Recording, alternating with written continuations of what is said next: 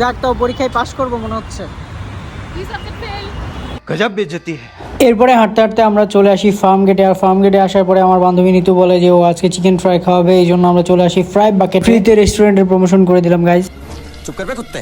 Exam দেওয়ার পর সবারই অনেক বেশি ক্ষুধা লেগে গেছিল, তাই আমরা বসে পড়লাম। এখানে এসে যেই বসতে যাব দেখলাম যে আমার পিছনে যে একটা মেয়ে বসে আছে ওটাকে আমি চিনি। আর এই দুই প্রাণী এখানে ডিসাইড করতে পারতেছে না যে চিকেন ফ্রাইয়ের সাথে আর কি। আর এই রেস্টুরেন্টের সব থেকে বড় বিশেষত্ব হলো এখানে ইয়েলো আর রেড লাইন দেখতে পাওয়া, কারণ এখানে সব রেড ফ্ল্যাগরা খাইতে বসে। যাই হোক গাইজ, আমরা কিন্তু রেড ফ্ল্যাগ না, আমরা সবাই হইতেছি ইয়েলো ফ্ল্যাগ, এই জন্য আমাদের জন্য ইয়েলো ইয়েলো হয়ে আছে। অবশেষে আমরা খাবার অর্ডার করে বসে পড়লাম। আর গরম গরম খাবার আসতে একটু লেটই হয়, তোমরা সেটা জানো। তারপর ফাইনালি খাবার চলে আসলো, আর আসার সাথেই দেখো আমার বান্ধবীরা পেজের জন্য ভিডিও করতেছে। নিয়েছিলাম chicken fry with fried rice. খাবার চলে আসার সাথে সাথে আর দেরি হইতেছিল না, অনেক খিদে লাগছে, তাই খাওয়া শুরু করে দিলাম। খাওয়া দাওয়া শেষ করেই গাইজ উঠে পড়লাম একটা রিক্সায়। রিক্সায় চড়ে আমরা এখন বাসায় যাব। রাস্তায় লাইটিং জ্বলা ঘোড়ার গাড়ি দেখতে পেলাম। আর এই হইতেছে guys night view from metro স্টেশনের পিছনে। আসলে গাইজ নাইট ভিউটা কিন্তু অনেক সুন্দর লাগতো। এই দৃশ্য উপভোগ করতে করতে বাসার দিকে যেতেছিলাম, আর তখনই দেখলাম একটা বাস সাইড রেলিং এর সাথে লাগাই দিচ্ছে। তাই আর কি করা, এটাও এনজয় করতে করতে এখন বাসার দিকে যাই। তোমরা আরো এরকম মিনি ব্লগস পেতে সাবস্ক্রাইব করো।